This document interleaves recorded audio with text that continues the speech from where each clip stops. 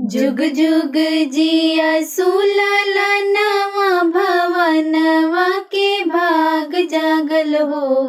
ललना लाल भैले कुलवा के दीपक मनवा में आस लागल हो। ललना लाल भैले कुलवा के दीपक मनवा में आस लागल हो। आजो के दिनवा सुहावन रतिया लुभावन हो। ललना दीदिया के होरिला जनम ले होरिलवा बड़ा सुंदर हो। ललना दीदिया के होरिला जनम ले होरिलवा बड़ा सुंदर हो।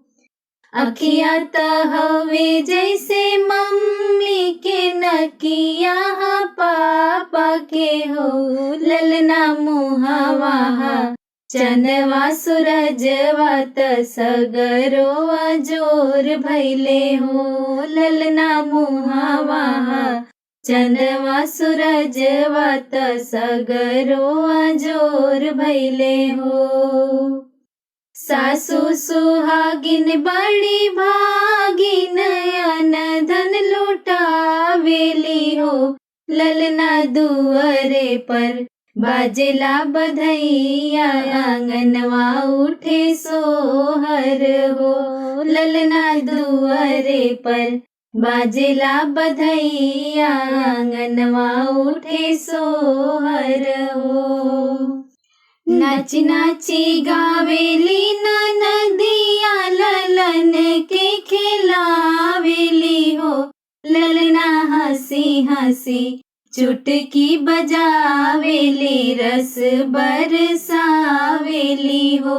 ललना हंसी हंसी चुटकी बजावेली रस बरसावेली हो। जुग जुग जिया सुलला नवा भवनवा के भाग जागल हो। ललना लाल भैले कुलवा के दीपक मनवा में आस लागल हो। ललना लाल भैले कुलवा के दीपक मनवा में आस लागल हो।